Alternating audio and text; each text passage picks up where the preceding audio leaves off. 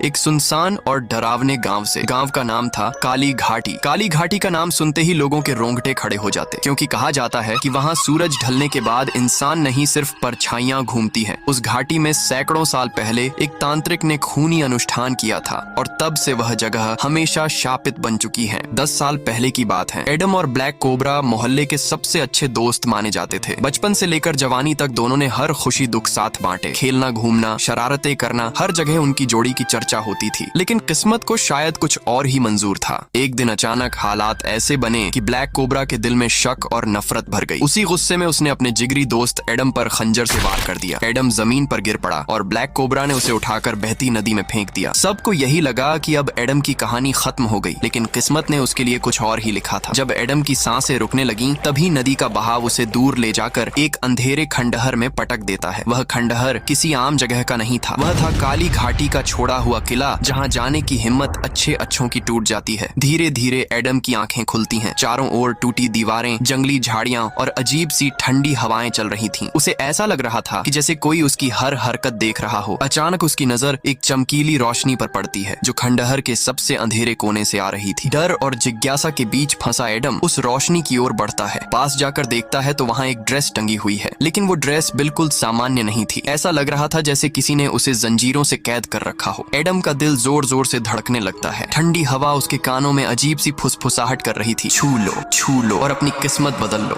डरते डरते ही सही, लेकिन जैसे ही एडम उस ड्रेस को टच करता है, अचानक पूरी काली घाटी में एक जबरदस्त गूंज उठती है। ड्रेस से काला धुआं और लाल चमकदार रोशनी निकलकर सीधे एडम के शरीर में समा जाती है। उसकी आंखें खून जैसी लाल हो जाती हैं और उसका शरीर कांपने लगता है। कुछ ही क्षणों में एडम का शरीर साधारण इंसान से बदलकर राइस्टार के डरावने रूप में बदल चुका था। उसकी आंखों से आग जैसी चमक निकल रही थी और उसके चारों ओर हवा भारी और अंधेरी होती जा रही थी। राइस्टार बिना देर किए काली घाटी की ओर निकल पड़ा। चारों ओर घना जंगल, रहस्यमयी पेड़ों की सरसराहट और जंगली जानवरों की चीखें वातावरण को और भयंकर बना रही थीं। घाटी के बीचों बीच एक तांत्रिक अग्निकुंड के सामने बैठा मंत्रोच्चार कर रहा था। उसकी आंखें लाल अंगारों जैसी चमक रही थीं और उसके सामने पड़ी थी एक लाश। राइस्टार की सांसें थम गईं। वह लाश किसी और की नहीं, स्वयं राइस्टार की थी। क्षण भर के लिए वह घबरा गया, परंतु उसका योद्धा रूप जाग उठा और उसने पीछे से वार करके तांत्रिक का सिर धड़ से अलग कर दिया। और जैसे ही तांत्रिक का शरीर जमीन पर गिरा, मंत्र टूट गया। राइस्टार की वह लाश धीरे धीरे धुएं में बदलकर गायब हो गई। अचानक घाटी के बीच एक विशाल, रहस्यमयी और जंगली पेड़ उभर आया। उसकी शाखाएं सांपों की तरह हिल रही थीं और उसकी जड़ों से काला धुआं उठ रहा था। जैसे ही राइस्टार उसके पास पहुंचा, उसकी आंखें भारी होने लगीं और वह जमीन पर गिर पड़ा। दोस्तों, वीडियो थोड़ा लंबा हो गया, इसलिए यहीं रोकते हैं, लेकिन चिंता मत करो, पार्ट 2 जल्दी ही धमाकेदार अंदाज में आने वाला है।